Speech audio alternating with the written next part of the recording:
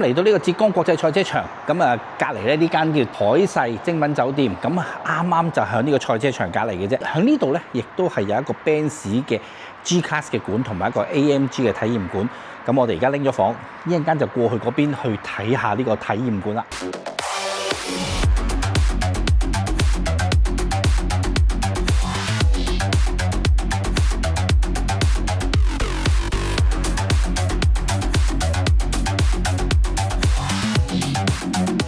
好啦，嚟到杭州第一站，啱啱安頓好咧，即刻嚟到呢個 G Centre， 呢個咧就係2023年4月咧，有一個新嘅 G Class 嘅 Centre 啦。就咁睇咧，其實都幾多嘢睇嘅啦。最吸引咧就係而家有呢個超過45度嘅 G Class 就放咗喺呢一度。另外後面咧，亦都係放咗啲新款 G 啦，亦都係有啲咩手繪嘅壁畫啊！哇，喺呢度一啲全部充滿 G 嘅味道，同埋一啲 G 嘅 technology 喺度，望望咧。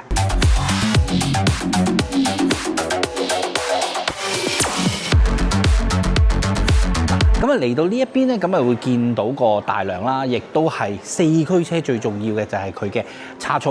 嗱，呢度有前叉、中叉同埋後叉啦，咁啊亦都係可能即係可以對應一啲唔同嘅路面。頭先可以示範到就係譬如有雪地啊、沙漠啊、泥地啊，點樣用呢個差速鎖能夠脫困啊，或者佢個用途係點樣嘅？除咗呢度咧係好多 G 體之外咧，咁啊竟然〜原來呢度咧有個體驗中心，呢個體驗中心咧可以揸架 G Class 去做一個叢林越野啦，亦都可以揸啲 AMG 喺賽道體驗嘅咧。嗱，仲有價錢嘅嚇，咁啊，如果係荒漠行動咧，大約係3180蚊人民幣一個人。咁若果係呢個巔峰挑戰咧，可以3780蚊一個人嘅。除咗越野體驗之外咧，亦都係有賽道駕駛課程嘅。咁如果係落對賽道咧，就係大約4980蚊一個人。咁你話貴唔貴咧？我覺得唔貴喎，因為真係可以親身體驗到 G Class 之餘，亦都可以落去體驗下揸車感受。今次嘅旅程咧，就係呢個活動啦。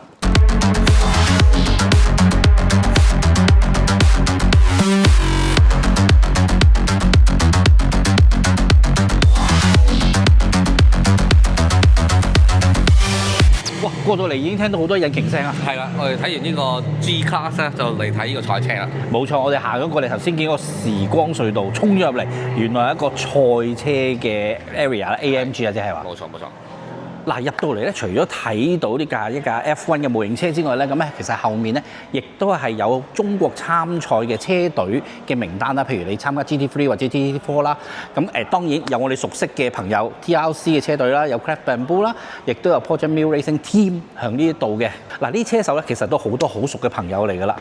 呢一度咧，亦都係有好多 AMG 嘅模型嘅。咁呢度咧就係 AMG 嘅賽車發展史，即係當然你要想知佢資料嘅，可以喺呢度 scan 個 QR code，然後咧就會有呢啲車嘅資訊，譬如呢部300 SEL 6.3嘅資料，就會可以 scan 呢個 QR code 就搞掂㗎啦。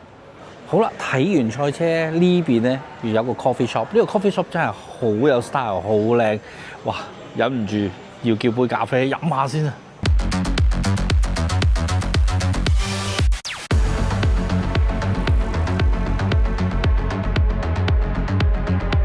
嗱，嚟到呢一邊咧，除咗有咖啡飲咧，其實仲有好多精品，有衫啊，有帽啊，有模型啊，有袋啊，咦，真係呢度可以 shopping。好啦，嗱，呢上到嚟2樓咧，就另一個體驗啦，真係可以，譬如感受下賽道啦。我哋有一個澳門車手 Diana 咧，帶你去遊呢個賽車場一個圈，兼且後面咧亦都係有啲模擬器啊，同埋有一個愛嚟考車手反應嘅一啲玩意啦，咁啊可以去玩下嘅。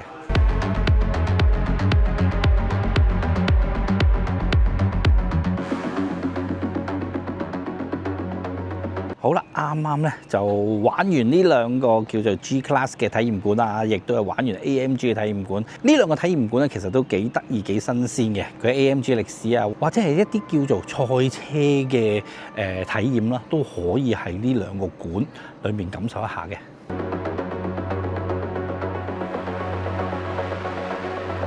參觀完兩個體驗館之後咧，第二日咧正式去賽道試駕同埋揸 G Class 去越野場地。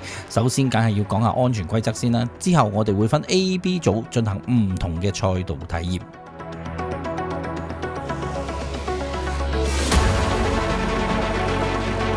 好啦，我哋 A team 咧第一 part 咧就係會做呢個沙林嘅，即係叫扭樽。嗱，而家有嘅 CLA45俾我哋試嘅，咁啊我哋會喺呢度咧就會試沙林啦，試佢嘅操控反應啦，同埋即係我哋揸第3個圈咧就會亦都會有一個計時嘅喎。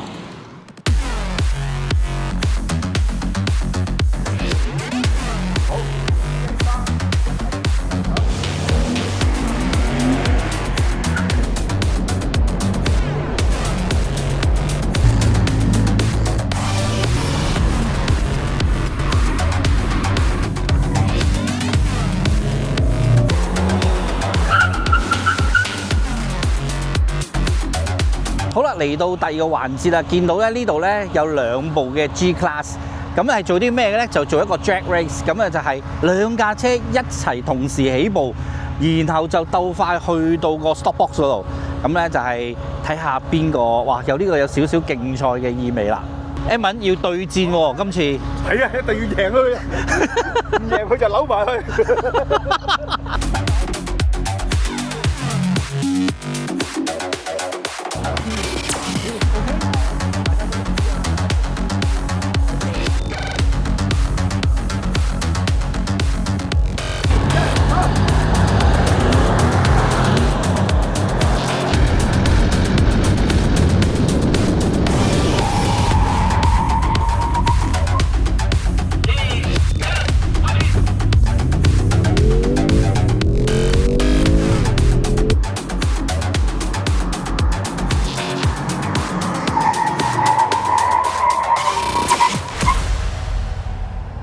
作為頭先咧，我哋就試咗沙林啦，同埋 drag race。咁其實呢2個俾我哋咩體驗咧？其實 Slalom 咧最主要係考驗架車同埋駕駛者嗰個反應啦，因為喺好狹窄嘅角度，你要做晒所有嘅動作，再加上喺最尾一個環節就係有一個 stop box 要停低嘅車嘅，亦都係對個 brake 嘅判斷，咁所以呢個係考驗反應嘅。好啦，頭先咧我哋好好玩嘅一個 drag race， 好似一個比賽咁樣。其實咧係咪淨係純粹俾我哋去 feel 下加速咧？咁唔止加速嘅，因為除咗加速，你要掌握起步彈射出去嗰下嗰個時間啦，同埋最後我哋係要求嘅車係完全停喺 stop box 入邊嘅，你要完全停低，唔可以突出嚟。咁所以亦都考驗你個 brake point 嘅判斷啦，同埋 brake 嘅距離嗰個控制啦。咁所以除咗加速之外，尤其是點解我哋今次選咗 G63咧？因為車型比較大同埋重嘅，咁所以喺 brake 嗰方面咧，亦都好考驗駕駛者個判斷啦。哦，唔怪得知啊！好，咁我哋一陣間落賽道嘅咯。OK， 唔該晒。好啦，啱啱咧就玩完沙林啦，玩完呢個 drag race 啦，而家嚟到咧就會係一個賽道試駕，咁啊會揸好多款嘅 AMG 嘅車嘅，包括 AMG GT 啊、SL63啊、A45啊，咁啊呢一大堆 AMG 車啦。咁當然呢個賽道咧就係屬於FIA 2級嘅賽道嚟嘅。咁 total 咧就3.2公里，咁其實都好高低落差，兼且 total 有16個彎，而且呢10個彎咧係要講緊連續彎，咁啊好考驗架車嘅反應啊，好考驗你個人嘅操控啊、駕駛體驗嘅。咁我哋一陣間就可以試下呢啲車啦。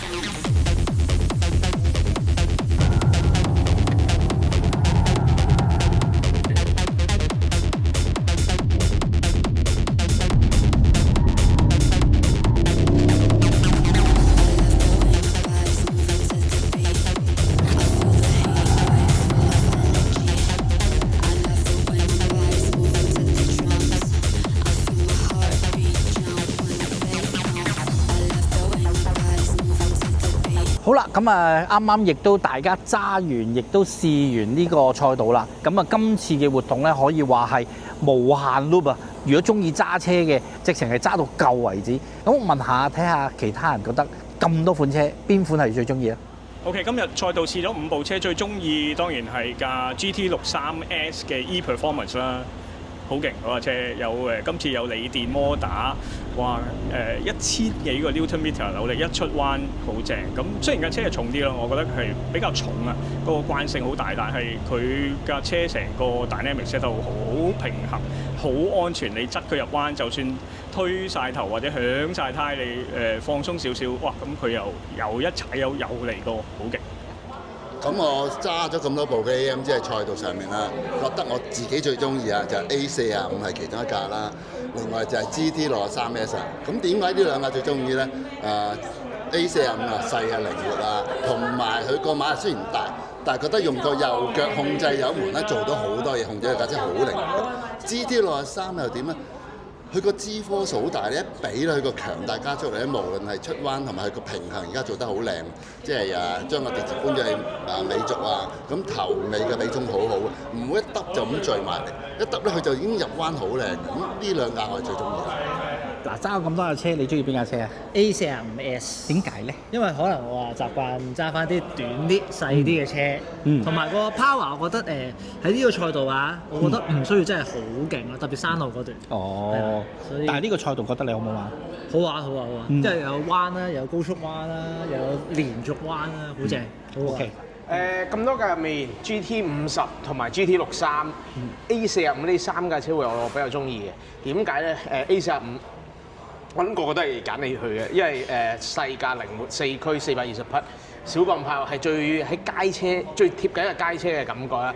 GT50 全場唯一嘅後驅車，同埋佢意義上，我覺得佢比較似一架傳統 FR 嘅車。佢冇話太多電子，都有，但係即係相對地少啦，同埋比較 old school 少少嘅架車。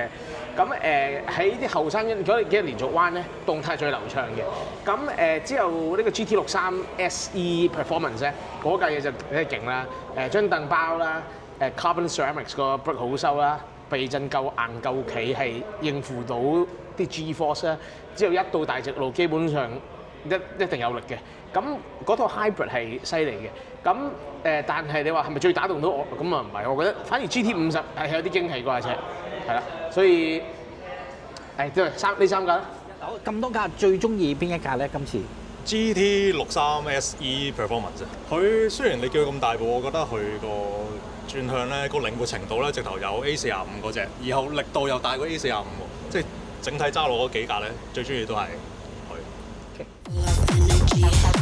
下面時段咧，我哋就試 G Class 啦，分別咧有純連嘅 G580E 同埋汽油版 G500，就係入去 Benz 特別打造嘅越野路段，有各種唔同嘅越野體驗啊！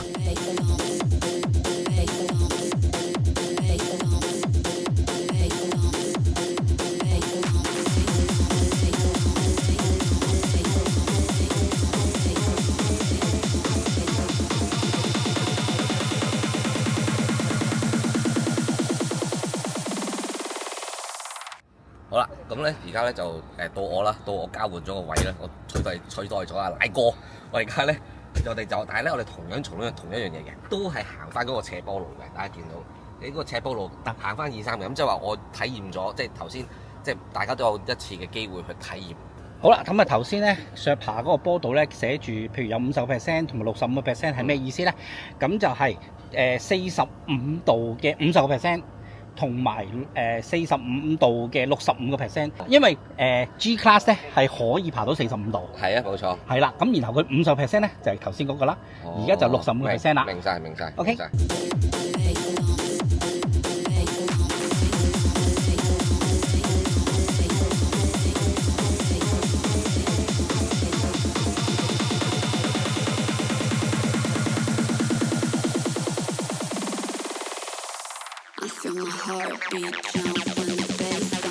OK， 而家咧你落山咧冇去踩 brake，OK， 冇踩 brake， 冇踩油 ，OK。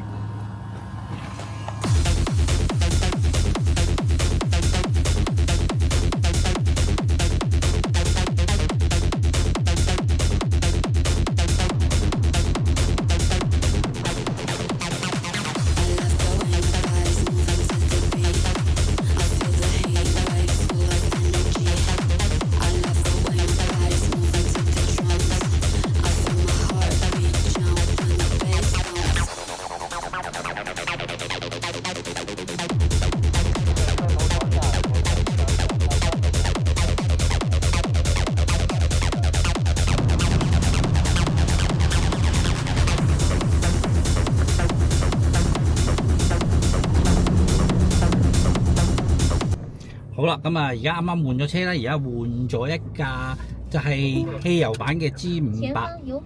咁我哋首先而家咧就試一下就係過水嘅過水氹，因為佢好似咧能夠有700mm 嘅涉水距離，但係今日咧就唔會太多嘅，應該都係500至600左右啦。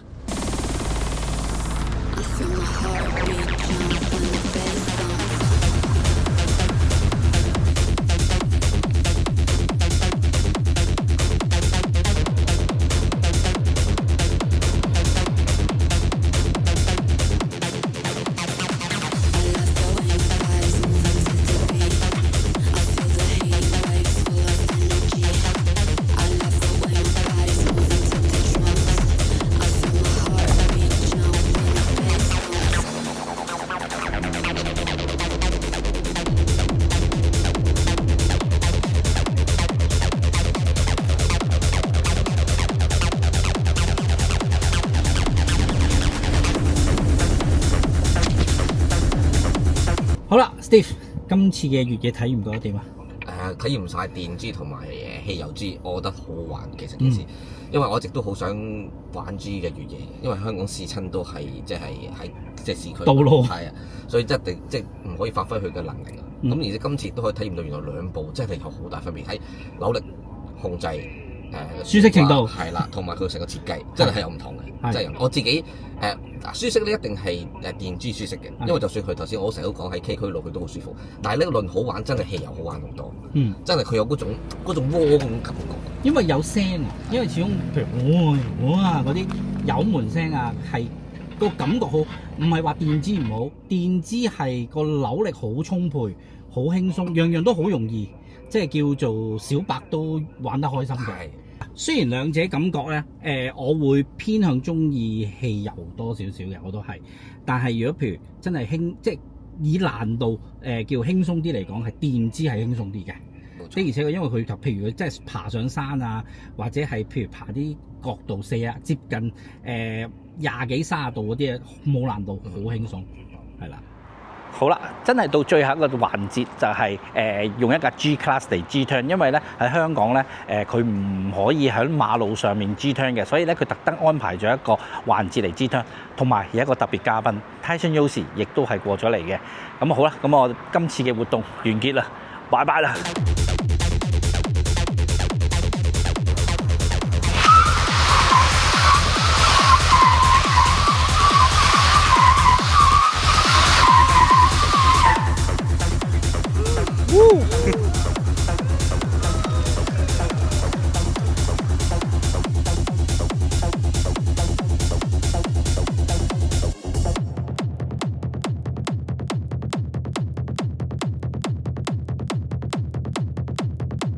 大家係咪都好有興趣今次活動呢？如果有興趣嘅話，可以聯絡以下嘅 email 了解更多嘅詳情嘅。